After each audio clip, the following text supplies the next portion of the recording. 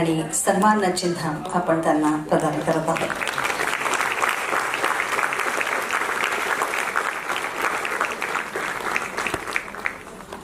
पूर्वी लता दीदी, आशाताई, सुलोचना दीदी, खय्यामजी, जावेद अख्तर, हरिप्रसादजी, झाकीर हुसेन अशा रसिकांच्या आणि प्रेक्षकांच्या हृदयावर स्थान निर्माण करणाऱ्या व्यक्तींना हृदयनाथ अवॉर्डने सन्मानित केलेलं आहे.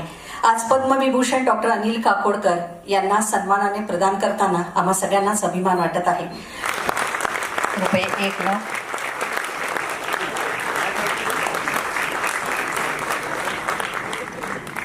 सन्मानाचं उपन्न, मानाची पदवी,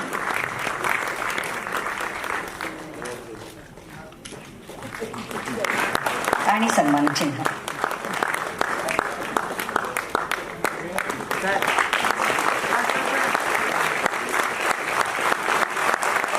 जोरदार टाळ्यांनी आपण या दोन्ही विंगचं खूप खूप कौतुक करूया.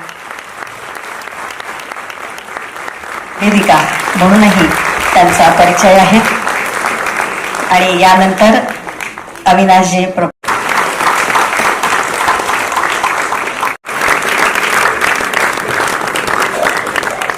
यानंतर त्यांना शुभेच्छा देत आहेत आणि डॉक्टर अनिल काकोडकर यांनाही. मान्यवर रंगमंच, सर्व मान्यवर आहेत. या सर्व मान्यवरांमध्ये मी बसलोय मध्ये ही फक्त दिदीची कृपा आहे आणि काही नाही.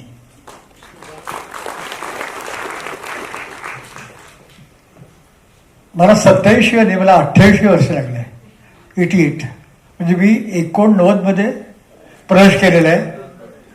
आणि 89 मध्ये प्रवेश करणं म्हणजे पुढच्या वर्षी मी 90 वर्षाचा होईल.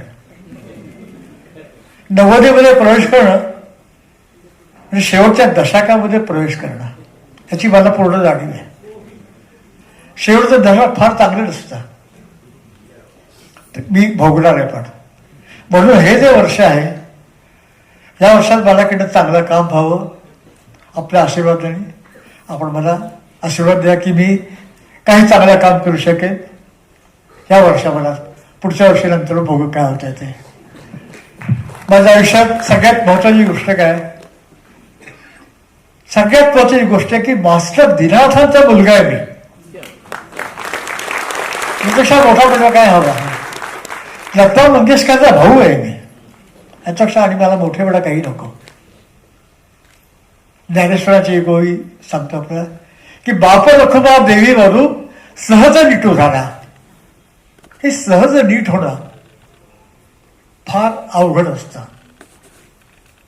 कलाकार ज्यावेळेला स्वरांजली बांधायला बसतो तर तो कारागिरी करतो, पण जी कलाकृती सहज निर्माण होते त्यातनं अतिशय उत्तम गाणं असं निर्माण होतं. तर ज्ञानेश्वर म्हणतं की सहज माझं आयुष्य सहज गेलं आतापर्यंत, हे फक्त माझी दिदी हिच्यामुळे आणि काही नाही. मला खूप बोलायचं आहे पण आता नाही, मध्यंतरानंतर. कारण हा कार्यक्रम जरा लांबला. मध्यंतरात मी आणि दिदी किंवा दिदी आणि मी असा माझा कार्यक्रम आहे. त्यात मी दिदीच्या आठवणी जागवणार आहे आणि दिदीची गाणी पण त्याच्याबरोबर असतील. आज एकाच गोष्टीचा खंत आहे की जर दिदी इथं असती तर तिला फार आनंद झाला असता. मीरा तिला फार आनंद झालाय, उषा तिला आनंद झालाय. कारण त्याला दोन्ही मोठे बहिणी आहेत. आम्ही सगळे मंगेशकर 90च्या पार आहोत. ही पण ईश्वराची कृपा आहे. पण सर्व आता त्या विंगमध्ये जायले याची आम्हाला पूर्ण जाणीव आहे. आपण आम्हाला आशीर्वाद द्या. माझ्या नावाचा पुरस्कार इतक्या मोठ्या व्यक्तीला मिळाला, हा त्यांचा सत्कार नाही, हा माझा सत्कार आहे. या रंगमंचावरती मला आमदारांनी आठवण करून दिली की मी इथं रात्री 10ला गायला बसायचा आणि सकाळी 7 किंवा 8ला कार्यक्रम संपायचा. फक्त एक तबल्यावाला मी असायचा आणि लोक 8-9 तास गाणं ऐकत असायचे आणि मी गाऊ शकत होतो. आता मी गाऊ शकत नाही पण बोलू शकतो. त्यामुळं मध्यंतरानंतर आपण थांबा. दीदीच्या काही हृदय आठवण मी आपल्याला सांगेन, ती गाणी आपल्याला सांगेन. पार्लेकरांना मी ओळखू नये आणि पार्लेकर मला ओळखू नये. त्यामुळे आपण इथं थांबायची एवढा पूर्ण खात्री. आपण इथं प्रेमाने आलात, मी आपले आभार मानतो. सगळ्यात जास्त आभार मानतो माझे सण मित्र प्रभावकरजी, जे माझा नेहमी वाढदिवस साजरा करतात. यावेळी पण त्यांनी फार मोठ्या प्रमाणात वाढदिवस साजरा केला. मी त्याचे मनपूर्वक आभार मानतो. आपणा सर्वांचे आभार मानतो. धन्यवाद.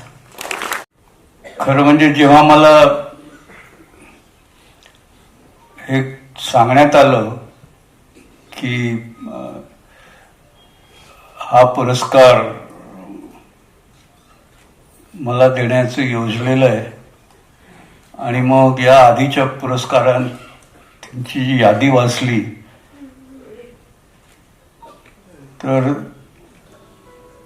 तेव्हा माझ्या मनात एक मोठा प्रश्न उभा राहिला आणि तो प्रश्न अजूनही अनुत्तरित आहे की मी याच्यात कुठे बसतो. कारण ती यादी एवढ्या मोठ्या मोठ्या मंडळींची आहे आणि त्यांची क्षेत्र आणि माझं क्षेत्र हे एवढं भिन्न आहे. या सर्व लोकांनी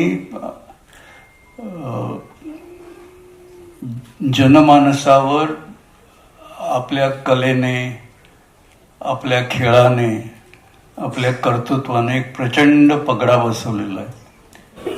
आज पंडितजीच्या 91व्या वाढदिवसानिमित्त लता दीदी जन्मदिन प्रतिष्ठान स्थापनेचं अविरत कार्य चालण्यासाठी स्थापनेचा प्रयत्न मंगेशकरांच्या नेतृत्वाखाली होत आहे. त्यासाठी श्री स्वामी समर्थ अन्नछत्र मंडळाकडून रुपये 25 लाखाची देणगी मी जाहीर करत आहे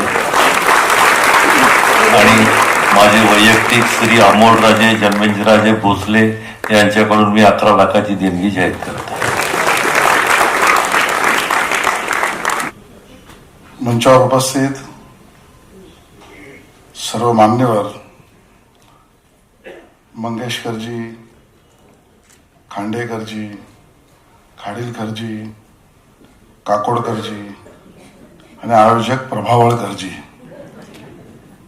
आणि अळवणीजी, भोसलेजी आणि शेलार म्हणून मी आहे.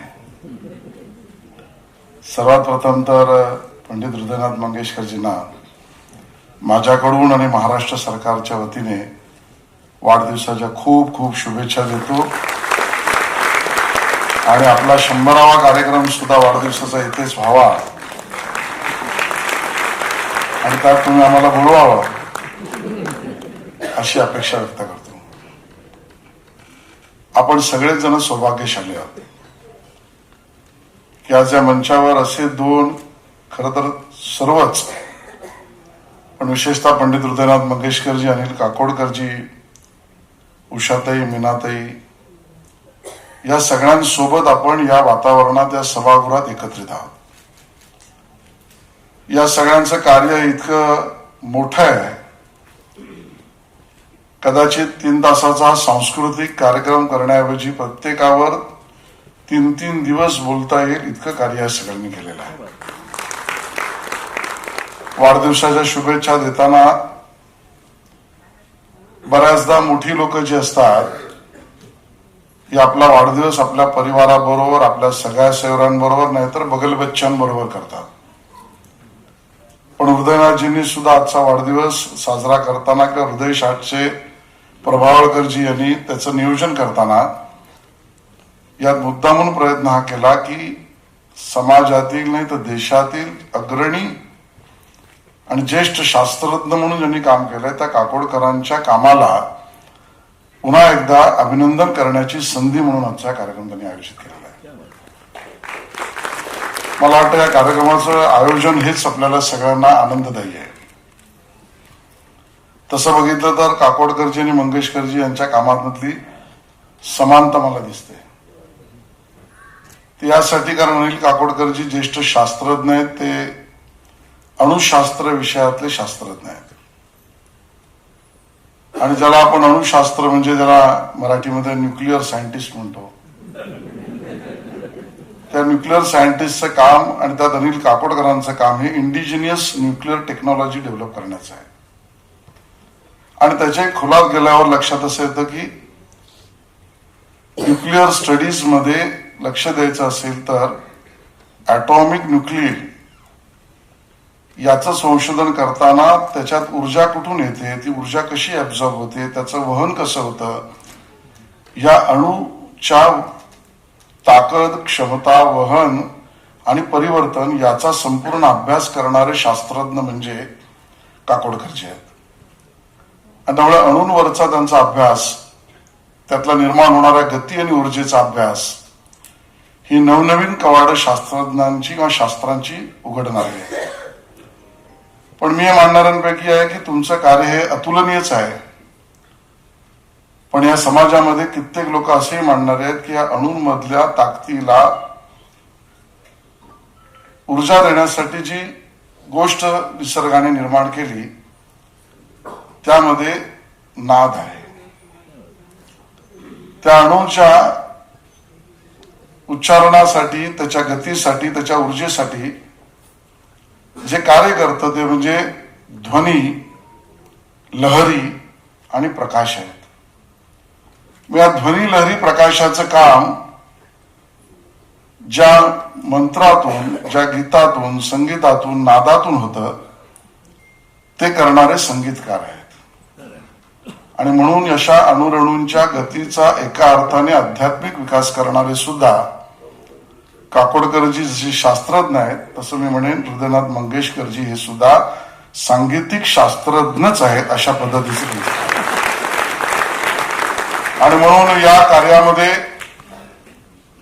पंडितजींनी केलेलं काम हे मला असं वाटतं की अवघड गोष्टी सहजतेने सोडवण्याचं काम त्यांनी केलं आहे. हे वर्ष संत ज्ञानेश्वरांचं 750 जयंती वर्ष आपण साजरं करतोय. आणि मग 750 वर्षापूर्वी जन्मलेले संत ज्ञानेश्वर वयाच्या 16व्या वर्षी असं काही लिहून ठेवतात की जगभरातल्या लोकांना संशोधनाचा विषय होतो. प्राणी मात्रापासून निसर्गापर्यंत, मानवी मनापासून स्वशोधनापर्यंत, परमात्म्यापासून भक्तीपर्यंत सगळं विश्लेषण करणारे ज्ञानेश्वर, त्या संत ज्ञानेश्वरांच्या ज्ञानेश्वरीला सहजतेने आपल्या सगळ्यांच्या मनात रुजवणार संगीत जर कोणी केलं असेल तर ते पंडित हृदयनाथ मंगेशकर यांनी केलं. आणि म्हणून आजच्या या वर्षी आम्ही त्यांना विनंती करणार आहोत की संत ज्ञानेश्वरांच्या 750व्या जयंतीच्या वर्षानिमित्त माननीय मुख्यमंत्री देवेंद्र फडणवीसजींनी ठरवलंय, आम्हाला तसं सांगितलंही आहे की देशातील सगळ्या राज्यात, आणि खांडेकरजी विदेशातल्या स्टॅनफोर्ड युनिव्हर्सिटीमध्ये सुद्धा संत ज्ञानेश्वरांच्या ज्ञानेश्वरीचे कार्यक्रम आम्ही करणार आहोत. आणि जिथे जिथे शक्य असेल तिकडे पंडितजी आपला आशीर्वाद आम्हाला हवा आहे. आपला आशीर्वाद, मार्गदर्शन आणि स्वतःचा त्या ठिकाणी असलेला सहवास सुद्धा त्या युवकांना प्रेरणा देणार आहे. मला या गोष्टीचा अजून एक उल्लेख करायचा आहे की आत्ताच मी काकोडकर साहेबांशी बोलत होतो. खरं तर एका आयोगाच्या संबंधात मी त्यांच्या बरोबर त्यांच्या हाताखाली काम करतोय. आणि परागजी, त्या आयोगाचं काम इतकं मोठं आहे, विज्ञान आणि बरोबरीने नवनवीन नाविन्यपूर्ण प्रयोग, शेतीतल्या प्रयोगापासून अगदी यावर्षीचा गणेशोत्सव सुद्धा धुमधडाक्यात झाला असेल तर त्याच्यातल्या असलेल्या पर्यावरणाच्या मूल्यांचं विच्छेदन करण्याची भूमिका ज्यांनी केली आणि ज्यामुळे गणेशोत्सव सुद्धा निर्विघ्नपणे पार पडला, यामध्ये सगळ्यात मोठं योगदान हे अनिल काकोडकरांचं आहे, हे मला आढळण्यास आलं. आणि काकोडकरजी, आपणही शतायुषी व्हा, आपलं मार्गदर्शन या देशाला सातत्याने मिळत राहावं. आणि हृदयनाथजी, आपल्या गीत संगीत नादब्रह्माने आपल्यापर्यंत या अणुरेणूंच्या लहरी अशा पोचो की आपल्या सगळ्यांच्या आयुष्यात अनुभूती, सुख, शांती, समाधानाची मिळो, एवढ्याच शुभेच्छा देतो. ही दोन माणसं अशी आहेत की अनिल काकोडकरांनी एक भारतीय म्हणून आपली मान अभिमानानं ताठ करण्याचं बळ आपल्याला दिलं. त्यांनी ज्या पद्धतीनं देशाची अण्वस्त्र सज्जता अणुक्षमता दाखवली जगाला, त्यामुळं त्यांच्यामुळं प्रत्येक भारतीयाची मान अभिमानानं ताठ झाली. आणि पंडितजी त्यांचं काम असं आहे की कितीही मरगळलेलं मन असेल तर त्या मनाला उभारी देण्याचं काम गेली जवळपास 70 वर्ष सातत्यानं ते करतायत.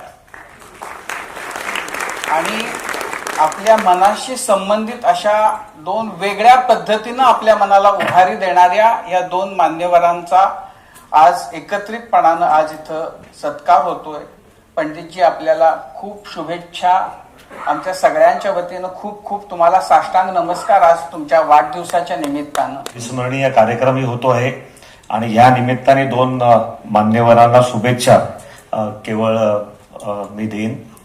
आणि पंडितजी आपल्याला 88व्या वाढदिवसाच्या निमित्ताने तर मनपूर्वक शुभेच्छा देतोच. मगाशी उल्लेख झाला की आजचा कार्यक्रम सुद्धा हाऊसफुल आहे, पण मला आठवत आहे की आमच्या कॉलेज जीवनापासून 31 डिसेंबर तर आपल्या नावाने फुल नाईट, या ठिकाणी हाऊसफुल असे प्रयोग वर्षानुवर्ष आम्ही पाहिलेले आहेत. आणि त्यामुळे आमच्या आयुष्याच्या प्रत्येक टप्प्यावर अत्यंत महत्वाचं असं आमचं जीवन समृद्ध करण्याचं काम पंडितजी आपण केलेलं आहे. आपल्याला शुभेच्छाही देतो. आणि आशिषजीने सांगितल्याप्रमाणे आपला 100व्या वाढदिवसाच्या कार्यक्रमात मी स्टेजवर नसलो तरी समोर तर नक्की येईनच, हे सुद्धा या ठिकाणी बुकिंग करून ठेवतो. गेल्या काही वर्षात भारतरत्न लता दिदी यांचा जन्मदिन दिनांक 28 सप्टेंबर रोजी पुण्यात एक संगीतमय कार्यक्रम आयोजित केला जातो.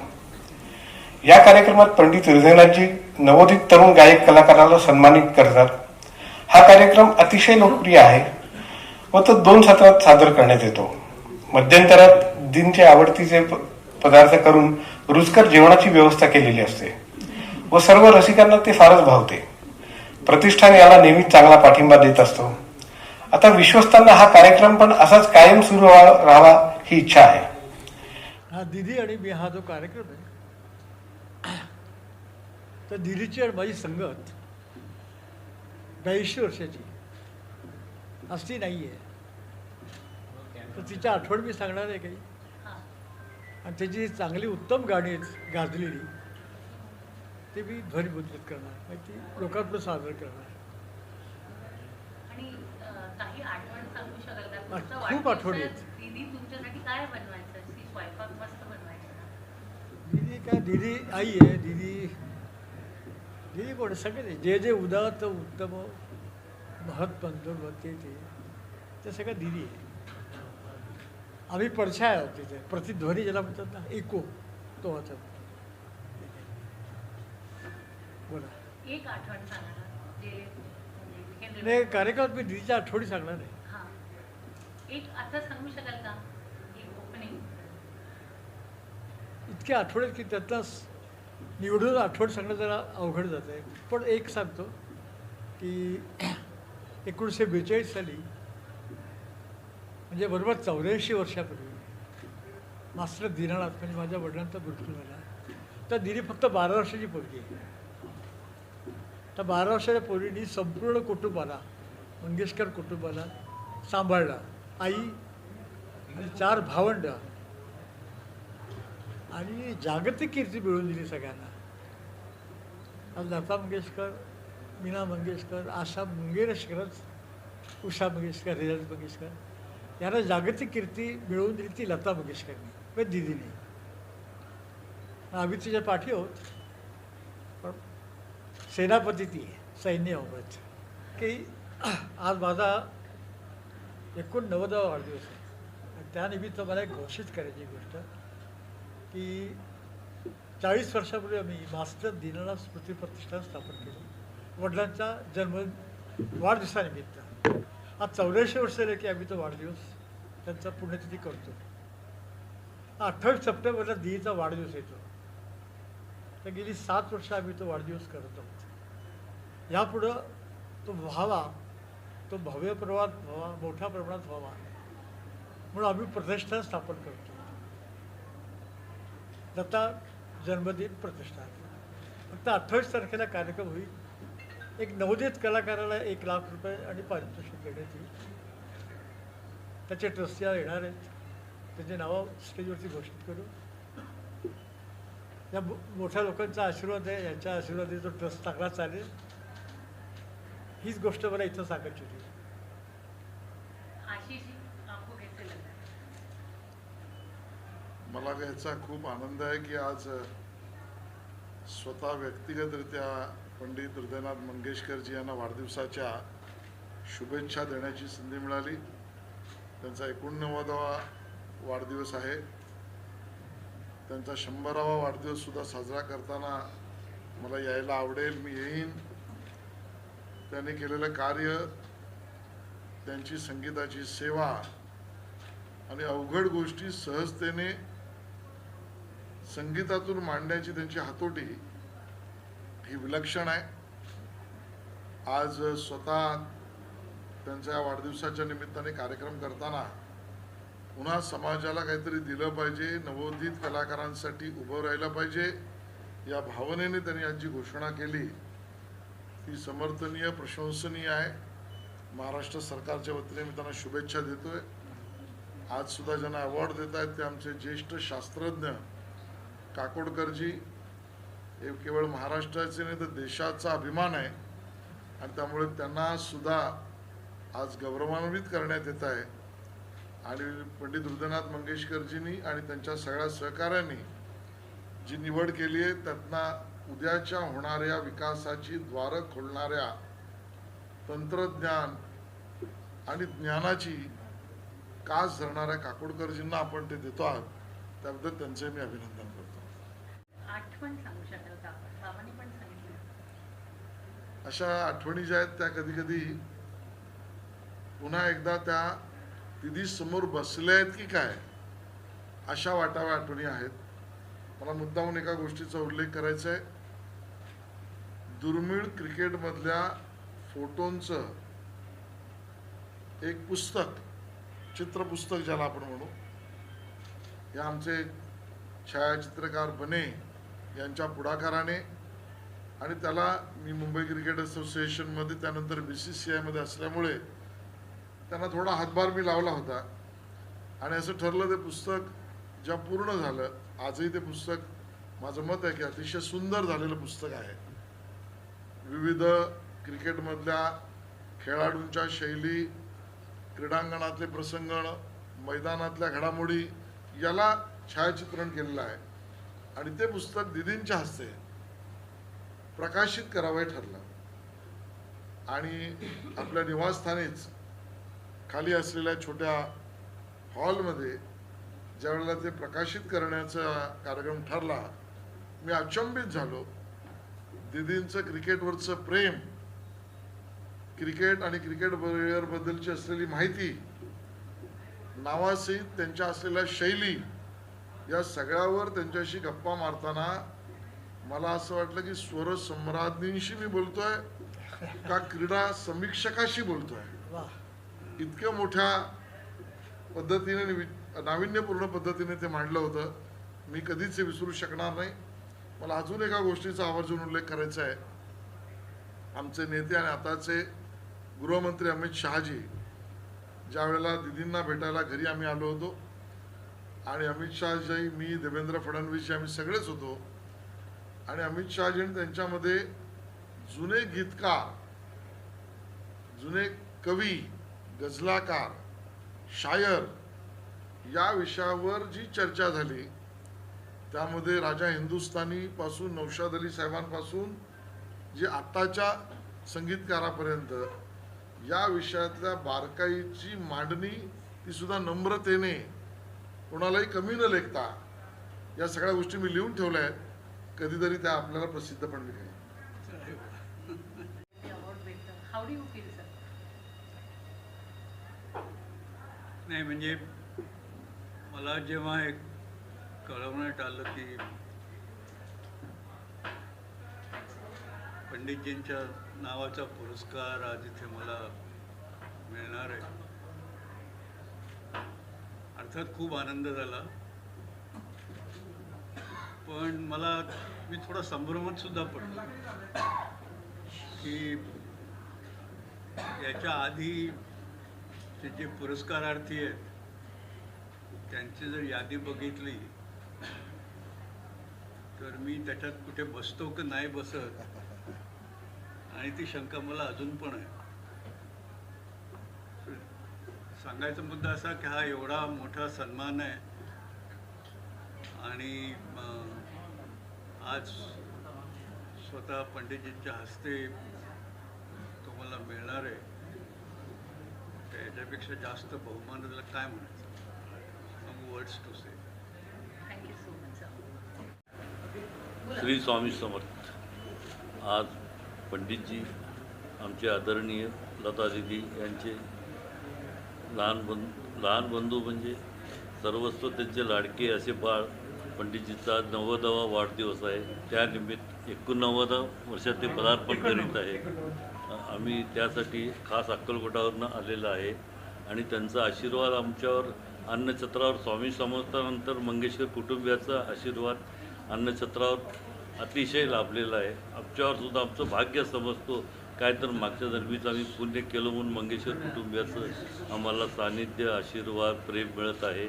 आणि पण या शुभमुहूर्तावर मी एक घोषणा करावं म्हणतो.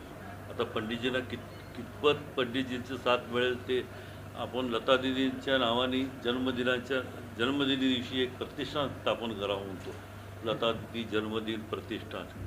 त्यासाठी आम्ही अन्नछत्रातर्फे भरीव आमचं सहकार्य राहणार आहे. माझं वैयक्तिक अमोलराजे भोसले यांच्यातर्फे सहकार्य लाभणार आहे आणि आपले सर्व इतरांचंही लता दिदीवर प्रेम करणारे असंख्य रसिक श्रोत्यांचं, त्यांना मानणाऱ्या लोकांचंही हे मिळणार आहे. तरी त्या दिवशी या करावी पंडितजींनी त्याबद्दल घोषणा करून आम्हाला सुद्धा सेवेची संधी द्यावी अन्नछत्रावर, हीच या शुभप्रसंगी प्रार्थना करतो. जय हिंद, जय महाराष्ट्र.